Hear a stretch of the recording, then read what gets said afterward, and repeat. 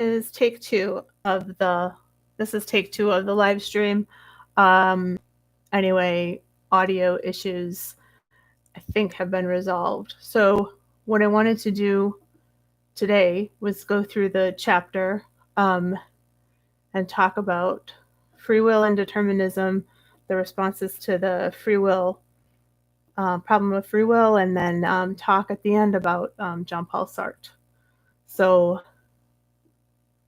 let me bring up the slides. I'm assuming some of you have already had a chance to look at the slides, but if not, that's fine. So we want to understand what the problem of free will is. We want to know what all this vocabulary is. We want to know how science is used to argue for determinism and also for indeterminism, and talk about the compatibilist view, and then talk about objections to compatibilism in this first part. I'm going to go a little faster through this part since a lot of you have already seen it, and if you haven't, there's already a slideshow out there. So when we're talking about freedom in this context, we're talking about self-determination, the ability to make decisions for ourselves and to, take action on the basis of those decisions.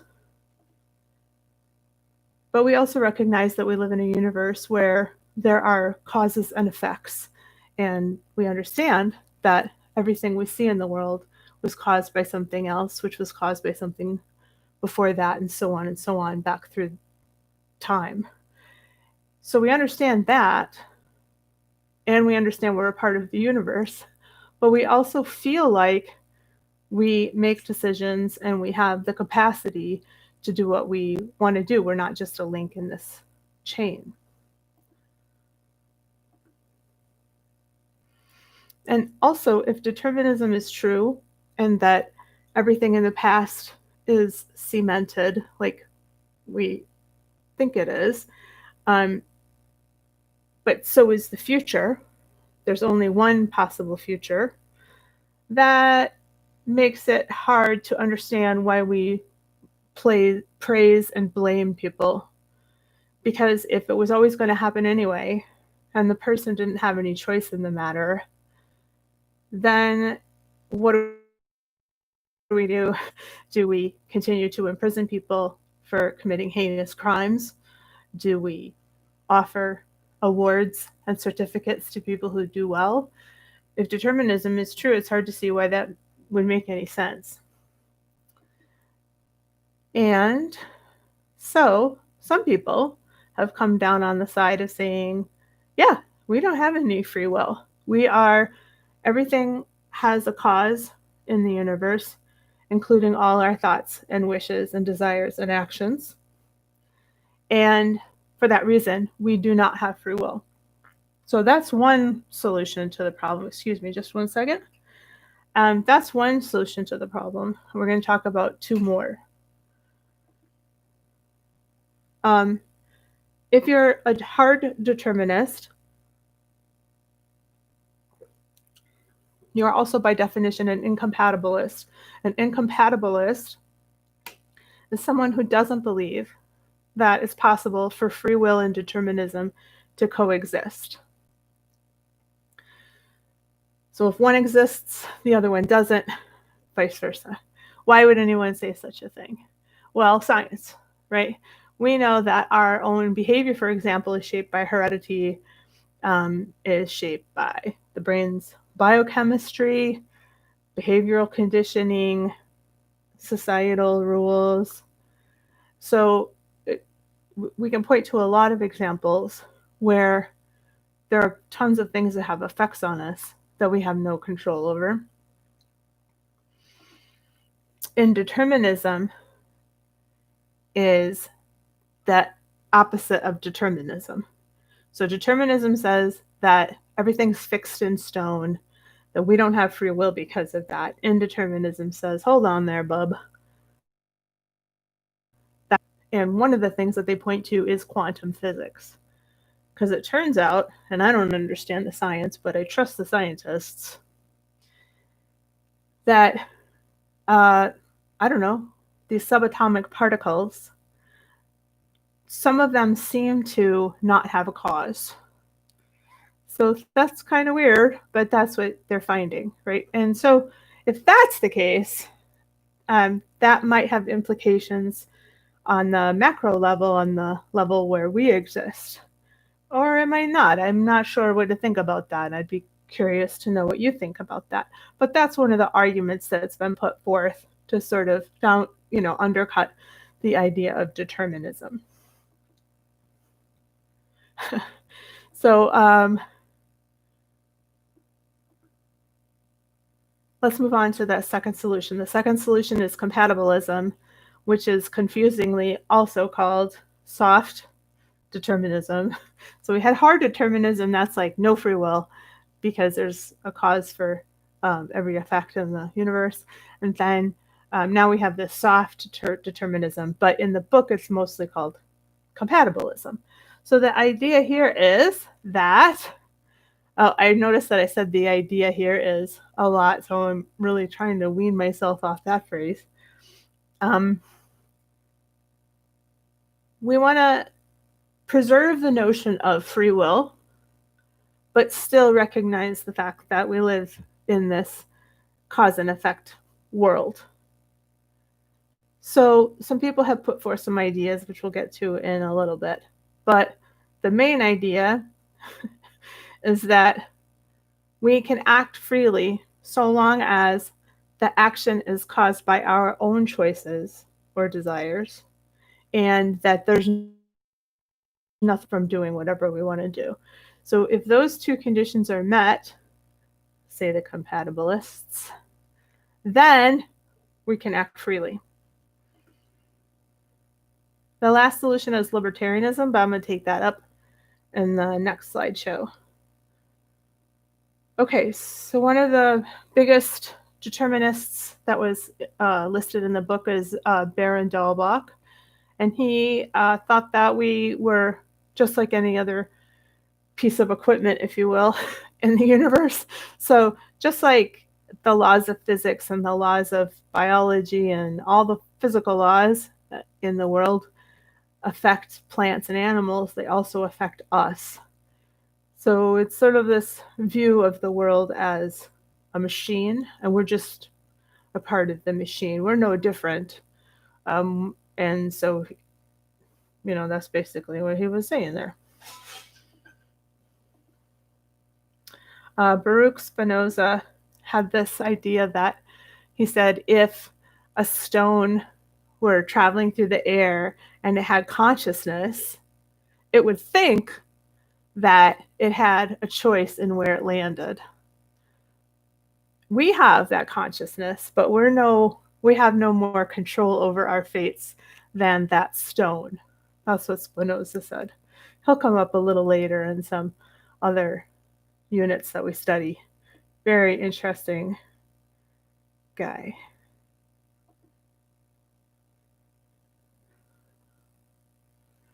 Yeah, there's this idea of could have done otherwise, and what does that mean? And in the slideshow, there was a picture of the little boy that's also on the website where he's sort of trying to decide which way he wants to go. So you can be held responsible for doing only if you could have done otherwise. And that means if you had chosen otherwise, you would have done otherwise.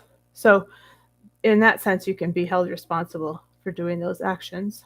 William James had that idea of alternative futures, and so this is sort of a science fiction-y idea that you can play with, that the future is open, and like the little boy in the hedge, in the maze hedge, right? There are two futures, right? There's one where he goes down the left-hand side, one where he goes down the right-hand side, and they're both sort of live, right? They're both like hanging there until he goes down the left-hand side, and the right-hand side future just sort of disappears. It doesn't exist because it can't exist because he took that other path. And then I had these quotes to sort of help with the idea of indeterminism, One was from The Devil in Angel Heart, Louis Cypher. He said the future isn't what it used to be. I don't think those were his original words. I don't know where that quote comes from, but he said it in the movie. And then there was this sort of motivational speaker person I found, and she said the future isn't a place that we're going to, it's a place that you get to create. So this is that indeterminist view, the view that the future is open and it's not set in stone, but you get to create the future.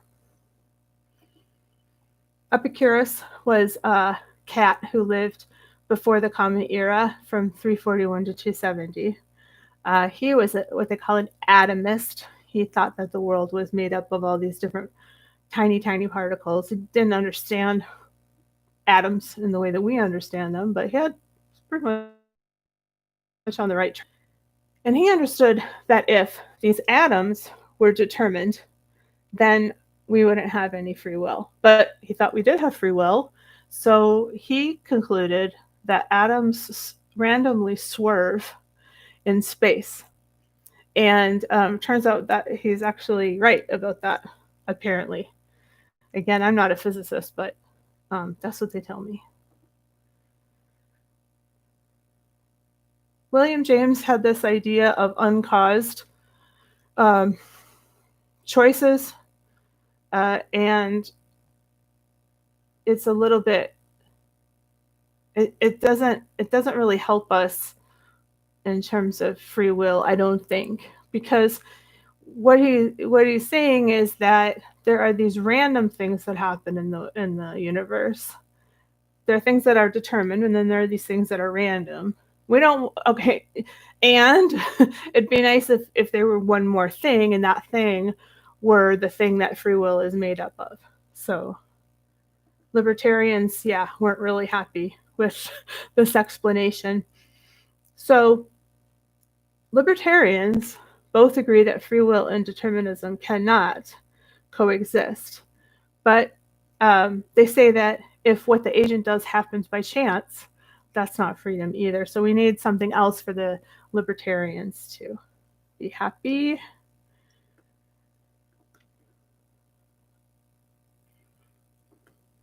In terms of compatibilism, Thomas Hobbes spelled it out as, in order for someone to act freely, the action must be caused by his or her will or their will, and it must not be externally constrained. So it should come from the agent, and there should be nothing preventing the agent from. That's the traditional compatibilism. John Locke kind of tweaked that a little bit with his example of the person sitting in the parlor. And he had a distinction between voluntary action and free action. I'm not sure if this was his example or just a variation of it, but this one made the most sense to me. You know, you're kidnapped in the middle of the night, and you're taken to a room, and when you wake up in the room, your favorite person is there. And so you're like, hey, this is awesome. I don't want to leave. I just want to stay with my favorite person. So staying in that case would be a voluntary action. But unbeknownst to you, the door's locked, and there's no way that you could leave if you had wanted to leave. In that case, your action of staying in the room is voluntary, but it is not free. So that's what Locke said. Stace kind of added on to this and said that acts that are freely done are the ones that come from inside of us, and acts that are not freely done are those that happen because of something outside of ourselves. So what we're looking for here is the will as the thing that gets us to the action. If that happens, then we have a free action. Richard Taylor had this counter argument. Let's say that there's this ingenious neurophysicist who's able to do something to your brain such that the scientist can control what you want. So let's say that's happening, right? And so the conditions for the compatibilist are satisfied is for the action to be caused by the agent's will and for there to be no external constraints. So the ingenious neurophysicist sets up this thing in the agent's head, and so now the agent's like, oh, like maybe before this all happened, they hated coffee, right? But now the desire for coffee has been implanted in the brain of the person, and they're like, oh, I think I'd like to have some coffee right now. And they go and get a cup of coffee. There's nothing stopping them from doing that. So that's a problem, right? Because it seems like that's not a free action. It doesn't satisfy me. I would like to think that I have control not over what I do physically with my body, but also the things that get me to do things with my physical body.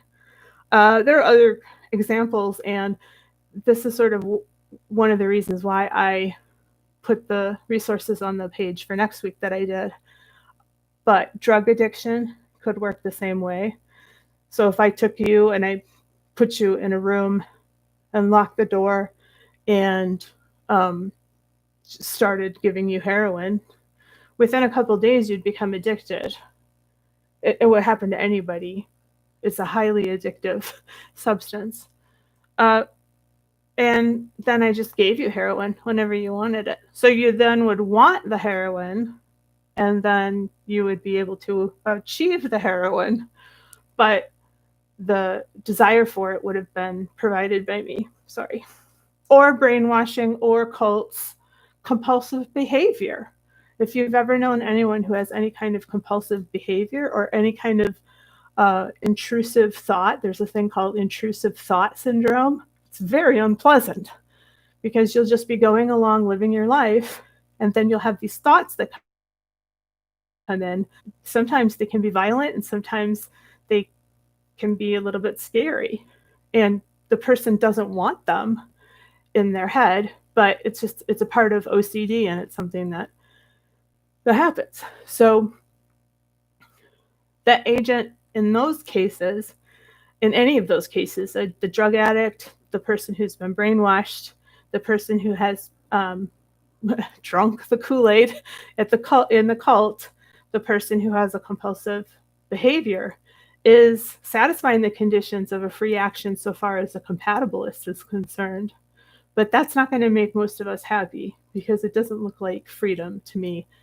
If you look at, right now there's a show on HBO about the NXIVM cult, and the people who left it will tell you, whoa, yeah, I believed some pretty wacky things when I was in there, and I did some things I'm not proud of.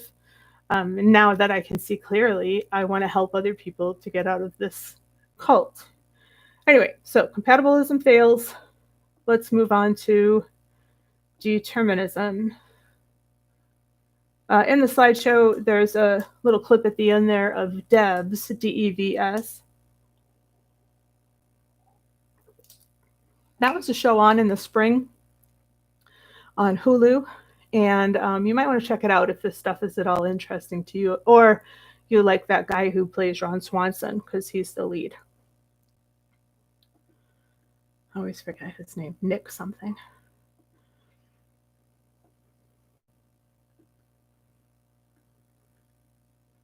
All right, so let's move on to the second part of the chapter. So in the second part, what we want to do is understand what's going on with libertarianism, understand the consequence argument, talk about the libertarian's argument from experience, talk about agent causation, and then when we move to Sartre, understand what he means when he says existence precedes essence. And then talk about Sartre's idea of radical freedom.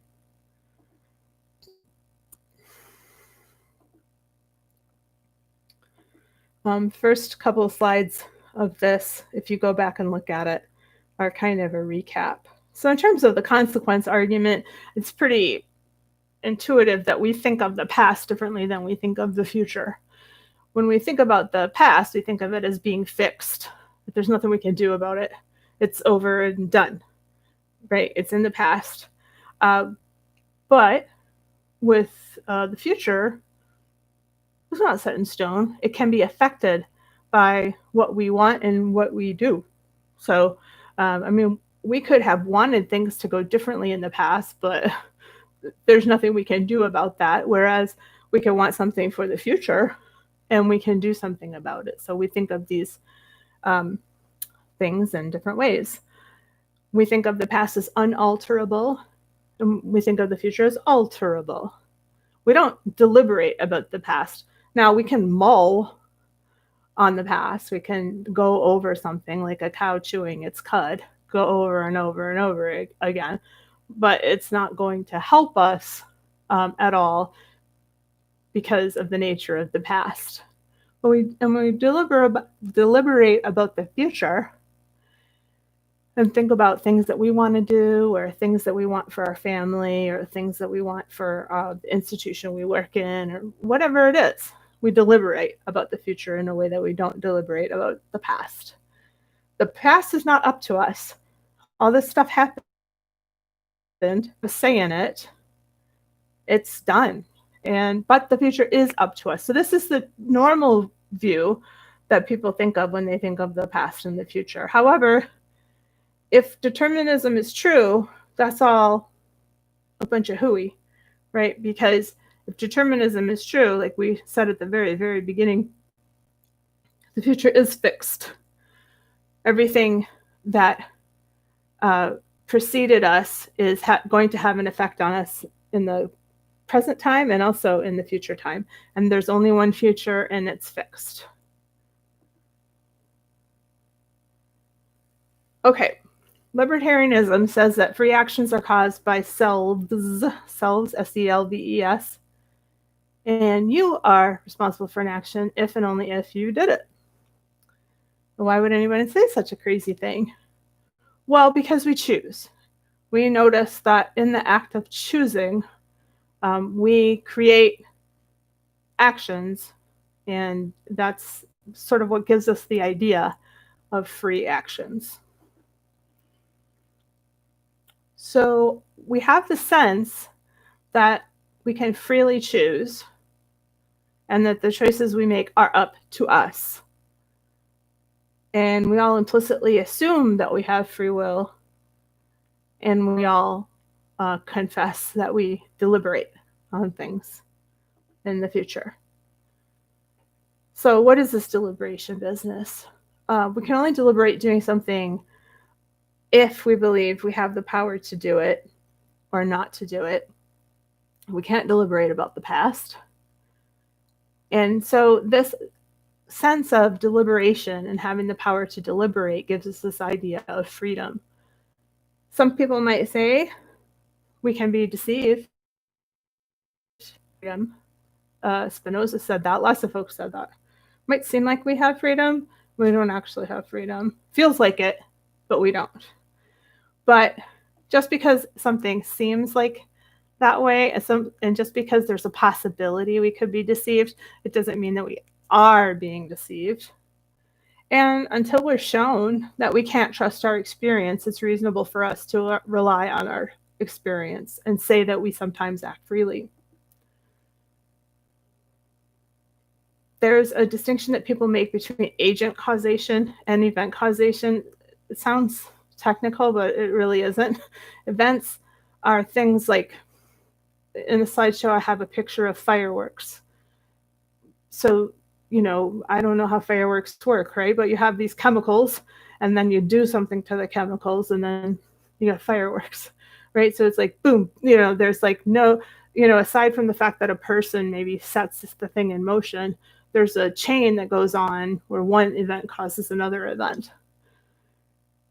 Whereas with agents, you need an agent, right? You need a person in most cases. There isn't a whole lot of talk about animals, but I don't see why an animal couldn't be included. Hi, Wolfie, as an agent. If she'll come on camera, I'll show you who I'm talking to. Okay, so compatibilists say that an action is free if it is caused by our will, but sometimes forces outside of us control our will. So actions must not only be caused by our will, but also be controlled by it. remember all that. And we don't have to be able to do otherwise. We just have to be able to choose otherwise. There's a quote from Thomas Reed that's in the slideshow. If in any action he had the power to will what he did or not to will it, in that, but if in every voluntary action the determination of his will be the necessary consequence of something involuntary in the state of his mind, or of something in his external circumstances, he is not free. He has not what I call the liberty of a moral agent, but is subject to necessity. In other words, not free.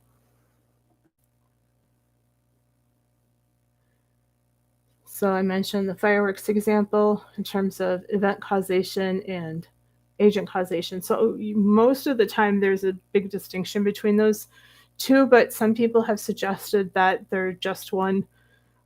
Agent causation is just a form of event causation.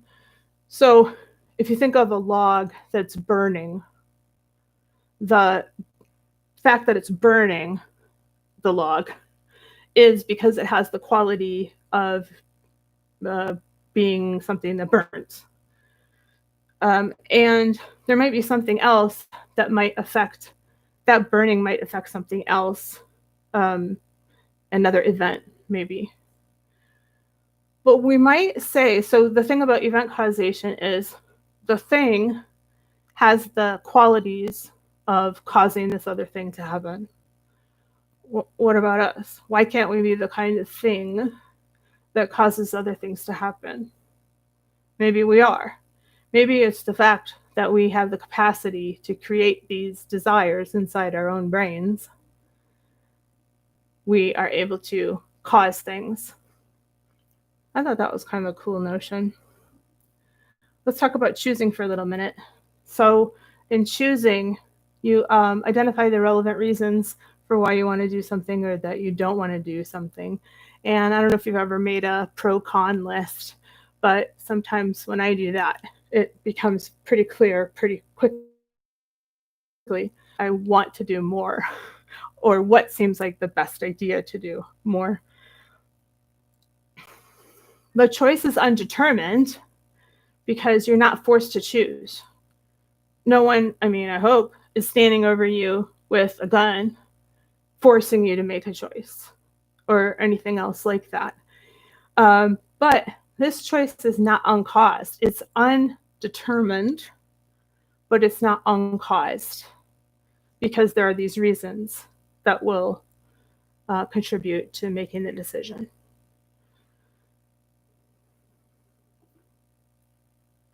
Yeah, that's all I have to say about that.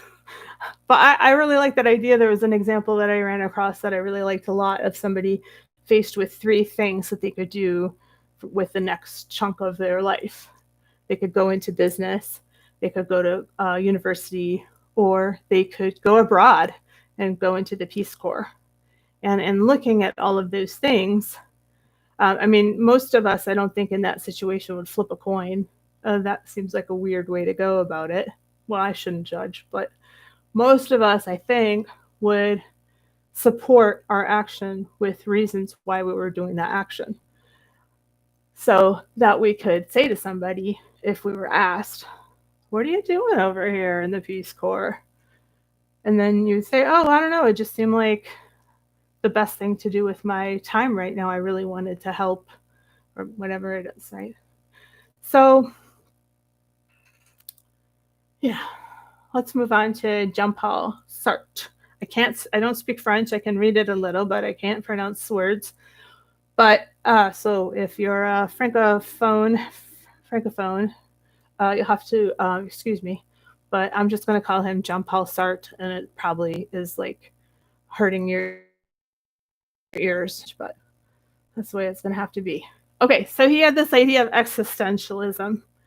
So the idea that Sartre had of people is they are the kind of things which are free. So he couldn't think of human beings as not being free, and he just thought it was part of our nature to be free. We're going to come back to that human nature piece a little bit later. Some Jean-Paul Sartre fun facts. So he was born in 1905, died in 1980. I remember when he died. I was actually on the planet and aware of him at that time. A little bit. I was 10. But anyway, he fought in World War II. He was drafted into the French army in 1939, I'm going to say.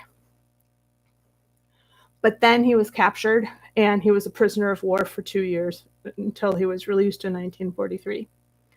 He was in an open relationship with the philosopher Simone de Beauvoir for 50 years, 50 years.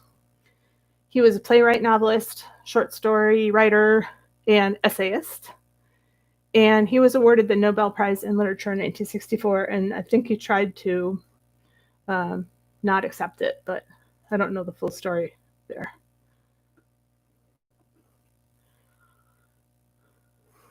Okay. So he thought that we were profoundly free to create our own lives, and because of that, we are entirely responsible for defining meaning and moral relevance in our lives. So yeah, we're influenced by past events and the laws of nature, but we're not determined by them. This guy's like complete opposite of a determinist, right? He enterprise. He is all about this idea that we are completely free to create our own reality, create our own life, create our own identity, all that stuff. When someone tries to tell you who you are, it's ridiculous, right? Because you are the only person who can define who you are, for example. Yeah, we can be determined if we choose to be determined. That sounds weird, but otherwise, no, we're not determined. We're absolutely free to define ourselves and to resist all these forces that are trying to constrain us, psychological forces maybe, or societal forces, familial forces, right? Everybody in my family was a cop. Someone might say, so I have to be a cop. And I want to be a dancer, but everyone's a cop. Well, Sartre would say, just be a dancer, dude. Like, it doesn't matter what everyone else is doing in your family or the expectations. These don't have an effect on you. The only thing that has an effect on you is what you want to have an effect on you. So this famous phrase is existence precedes essence. And it goes against what we sort of intuitively think, I think. So what he was saying was, you're born and then you create yourself. Whereas we usually think of, there's already sort of this creation going on before you show up on the scene. You could call it God's plan. You could call it human nature. You could call it being a good daughter. Whatever it is, right? But there's like something that's sort of baked into who you are before you get here. That's what most people think. But he was like, you aren't yourself until you create yourself. It's not what other people say at all. It's only what you say about yourself. He said, man is nothing else but what he makes of himself. This is cool up to a point. He actually said we were condemned to be free.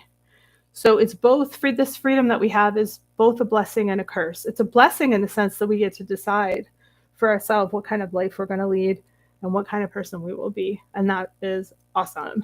So it opens us up to all this creativity and all of this, all these avenues that we didn't think were possible for us. But the idea that we don't have to answer to anyone, not even God, because there is no God, according to John Paul Sartre, means that we're free to do whatever we want, as long as we're willing to live with the consequences. But this is also a curse because we can't blame anybody at all for who we are then, right? We can't go to a therapist and say it's all my dad's fault, it's all my mom's fault, it's all my boss's fault. It's nobody's fault. It's only our fault. Um, we can't blame anyone else because this is the curse part of the deal. So we're condemned to be free, which is awesome, seems like, until you think about it. Oh no, I'm all by myself and I have to like create this life for myself and I'm the only one who's responsible for it. He said that we people, are of anguish and forlorn. He's French, right? So kind of makes sense. It's kind of a Debbie Downer, right? But what did he mean by that? So in terms of being abandoned, sort of like I just said, you don't have anyone to blame.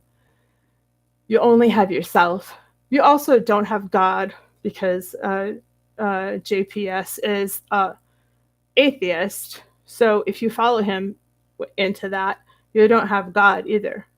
So you're alone. And that can be pretty sad. You're also in a state of anguish because when you realize that you're completely free, it's a lot, and it's a lot to understand. We also understand that we are connected to everyone else who is a human, though. And so we're going to make some choices knowing that the consequences are going to have profound effects on other people. So even if he uses an example of the military sending, commander sending troops into battle. So that commander has a lot of responsibility for the other soldiers going into battle.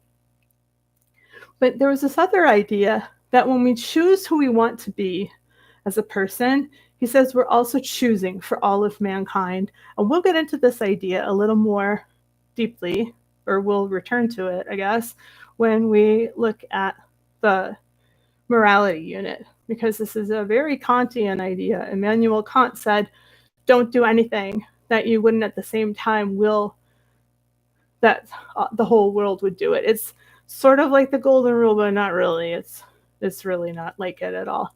But the idea is that when you are choosing, Sartre says you are choosing for all of humankind. So that's a pretty big deal. You better choose wisely. And the last thing is that idea of being forlorn. We limit ourselves to relying solely on ourselves and what we can influence. And there are other things that are very important over which we don't have any control. So we're not, super heroes. We're still human. So there's a lot of stuff that's going to be out of our control. And that's a bummer, right? So, I mean, even as I'm recording this on the 24th of September in the year 2020, there's a lot of stuff that went on down in the last 24 hours that I don't have any control over. And you don't have any control over. But understanding, like, when that really hits, it can hit really hard that you don't have control over changing events in the world that need to be changed.